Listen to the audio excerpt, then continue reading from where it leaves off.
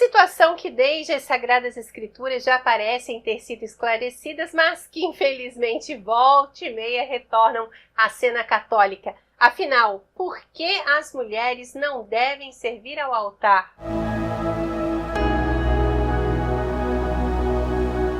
Olá, salve Maria!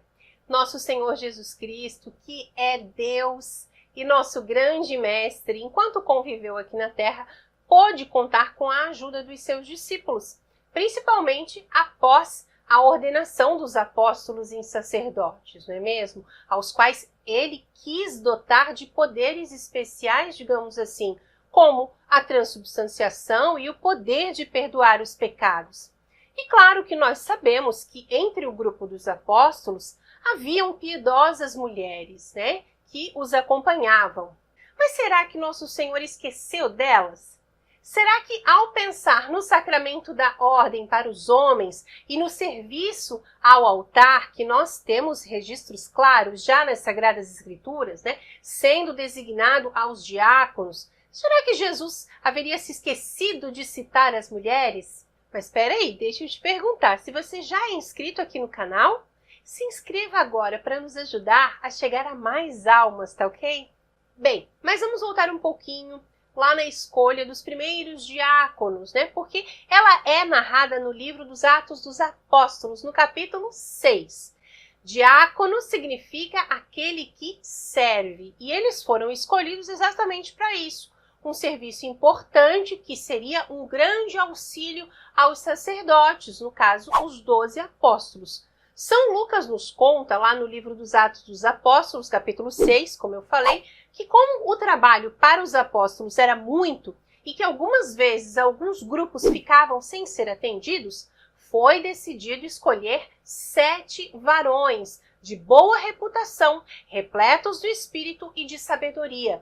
E sobre eles, os apóstolos, tendo orado, impuseram-lhes as mãos. Bem, mas então nessa época, as santas mulheres piedosas não acompanhavam os apóstolos muitas vezes? Não auxiliavam ali na preparação das refeições, enfim? Certamente que sim. Mas já desde o exemplo de Nosso Senhor, as mulheres sabiam o lugar delas. E isso não é pejorativo. É importante que a mulher saiba da sua grande dignidade e que ela saiba do seu lugar. Sim, porque existe uma relação do sacerdote com Cristo e que, como Cristo se entregou à igreja e por todos nós. E essa tradição, por assim dizer, do serviço do altar feito pelos homens, acompanhou a Santa Igreja desde essa época apostólica, mas que já logo no início da igreja, no 4º século, no Sínodo de Laodiceia, registrou nos seus documentos que as mulheres não podem ir ao altar.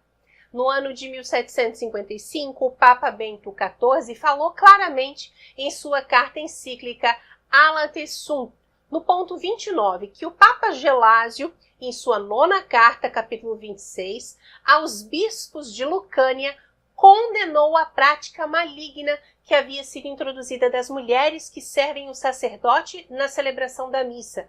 Como esse abuso se espalhou para os gregos, Papa Inocêncio IV proibiu estritamente em sua carta ao bispo de Tusculum. As mulheres não devem ousar servir ao altar. A elas devem ser completamente recusados esse ministério. O Código de Direito Canônico de 1917 diz que o ministro servindo na missa não seja uma mulher, a não ser que faltando um homem por razão justa e precavendo para que a mulher responda de uma certa distância e, de modo algum, a mulher suba ao altar. É o cânon 813. E o Papa Paulo VI, em 1970, escreveu na sua carta de instrução Liturgiae Instaurationis, em conformidade com as normas tradicionais da Igreja, as mulheres solteiras, casadas e religiosas, seja em igrejas, conventos, casas, escolas ou instituições para mulheres, são impedidas de servir o sacerdote no altar.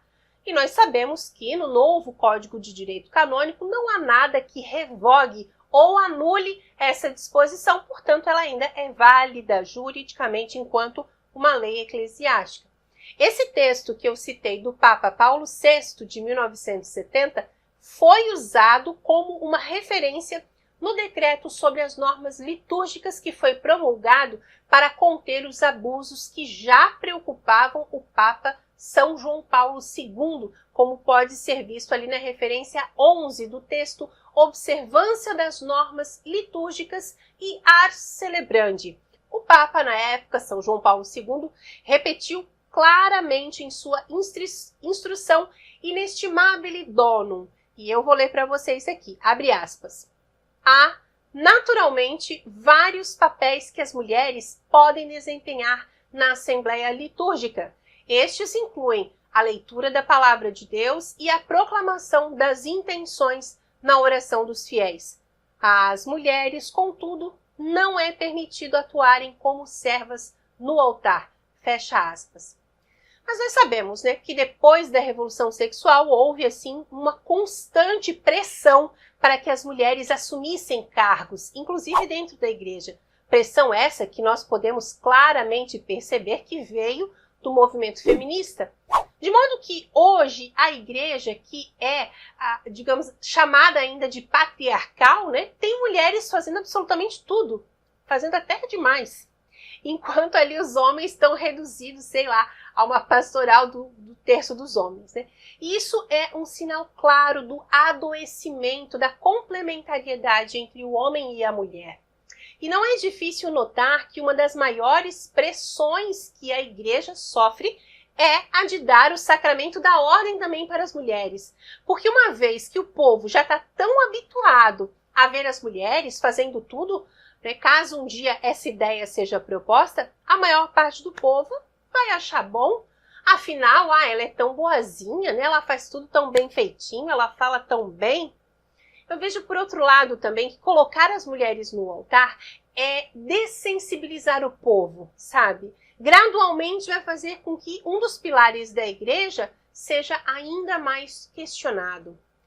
Nós, mulheres, somos responsáveis por gerar homens, que serão padres, serão coroinhas, ministros, né? Corporal ou até espiritualmente.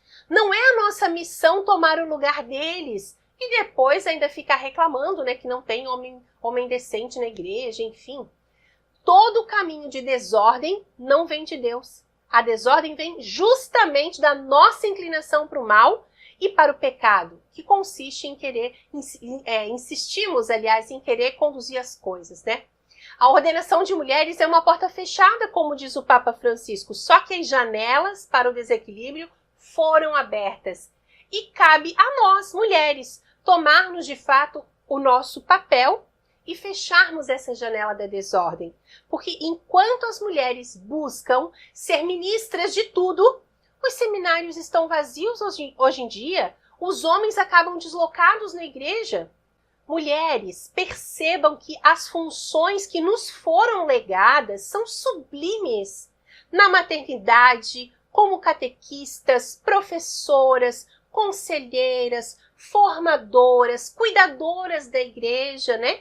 E para algumas a honra de cuidar até das vestes sacerdotais usadas no rito, ou seja, as vestes do próprio Cristo. Como que alguém pode dizer que isso é pouco, gente? Busque ser mulher. Deixe os homens serem homens. Eles não são palermas, né? A realidade é que às vezes não dão espaço para eles. Quando o altar estiver tomado por bons padres, coroinhas, acólitos, seminaristas, e ali nas orações soar o tom grave da voz masculina, nós estaremos vivendo, sim, verdadeiramente dentro do plano de Deus, eu tenho certeza. O serviço ao altar deve ser, sim, um celeiro de vocações sacerdotais e, portanto, de acesso único e exclusivo dos rapazes. Seria ótimo que, antes que uma mulher fosse querer vestir batina para acolitar ou ser ministra, alguém lhe perguntasse, tá, mas quantos filhos você tem?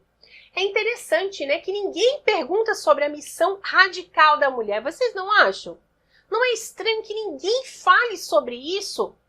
Mas falem, sim, claro, de cargos de liderança. até mesmo cargos sacerdotais para mulheres, onde já se viu? E é o que acontece quando o papel da mulher é colocado dentro de uma ideologia.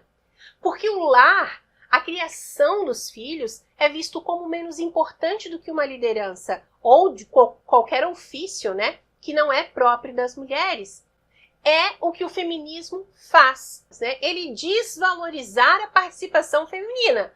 Só que, na verdade, ele traz uma supervalorização do que pertence ao masculino, como se ele fosse melhor para a mulher. Cargos de liderança não são nada.